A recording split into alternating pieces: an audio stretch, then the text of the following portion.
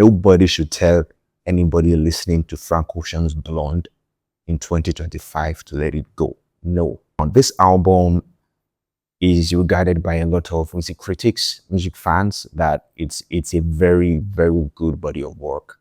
And it's never won a Grammy because Frank Ocean chose not to submit the project to the Recording Academy for personal reasons. If you're not a fan of R&B, okay, you must have seen people, your friend somewhere, your partner, it could be your parent, it could be your sibling, someone somewhere. You must have seen people, or even randomly on social media, you must have seen people posting about Frank Ocean's Blonde, be it on TikTok, be it on Twitter, be it on YouTube, on Instagram, on Reddit, just normal fans coming up with new theories and new opinions about this album. And you're like, bro, like, guys, it's 2025, let it go. No, nobody should tell anybody listening to Frank Ocean's Blonde in 2025 to let it go. No.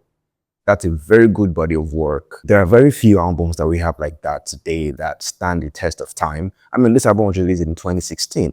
So it's going to be 10 years next year. So at the moment, it's pushing 9. So for an album after 9 years to still have so much meaning and so much worth and so much value to its consumers and to the fans after 9 years, especially when the artist has gone ghost. Now, a lot of fans, even as of last year, 2024, are always calling on Frank Ocean to come on to give us a new song, give us a new album. And I think I saw a few posts from Frank himself, or maybe from Billboard, also blogs, talking where Frank Ocean made a post on his Instagram. At the moment, Frank doesn't have any posts on his Instagram page. So that's Frank Ocean for you.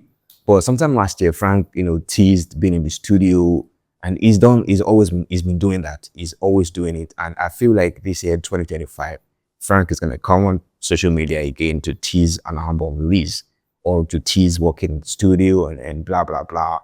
And personally, though, I have outgrown, not outgrown, I would still love a follow-up to Blonde from Frank Ocean. But I've just accepted the fact that we might never get a sequel, maybe not a sequel, but a follow-up album to Blonde. And to be honest, I'm very okay with it. It could be the fear from Frank that, what if I don't match this album? So it could be feeling a fear like, man, what if I don't match this album? What if I can't create something as good as this, or something better than this? And that might be the reason why he's, just staying cool with not dropping any follow-up album. What really makes Blonde as good as it is? If you are a big R&B fan like I am, I feel like the best genre of music ever in the world all time is R&B. I fancy Afrobeats a lot. I fancy hip-hop. I fancy pop. I fancy radio. But there's just something about R&B that does it for me particularly, and it's one of my favorite genres. And if you ask any R&B fan out there, or maybe just any music fan who just listens to music like I do, 9 out of 10 people who have listened to Frank Ocean's Blonde would rate it a 9 out of 10. That is how good this project is. There are a lot of good songs on this record. Personally, though, I think my favorite will be Nights. There's Night Keys, there's Godspeed, there's White Ferrari, there's Pink on White.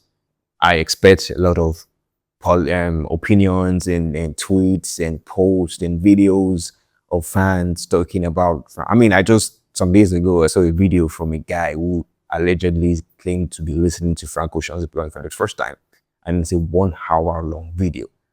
This year, we're going to get a lot more Frank Ocean Blonde's opinions and posts and tweets and videos. And nobody who doesn't fancy Frank Ocean or the album or the genre of music, R&B, should come and tell these people to stop. Because we are not going to stop. This is a very good album. We don't get too many evergreen albums like this. This album is evergreen and it's going to live forever. Anybody you speak to about Frank Ocean's Blonde, they're going to tell you that album is a Grammy-worthy album, because it does everything. It has everything from the sonic rendition of Frank Ocean to the lyrics, to the production, to the sound, to the emotions you feel on each song. You feel a different type of emotion on Godspeed. You feel a different type of emotion on White Ferrari. You feel a different type of emotion on Pink and White. A different type of emotion on Nikes. A different type of feeling is evoking on different songs on that album. If you're a fan of R&B, you're a fan of Frank Ocean's Blonde, I want you to tell me how many times this year already, 50 something days this year, that you have listened to the album. I realized I've been getting hooked back into this album recently, which is making me make this video and just appreciate it, publicly, like how good it is. Thanks for watching, and I will see you to the next one. Make sure you subscribe, make sure you share, and make sure you leave a like and thumbs up, and I will see you in the next one. Peace out.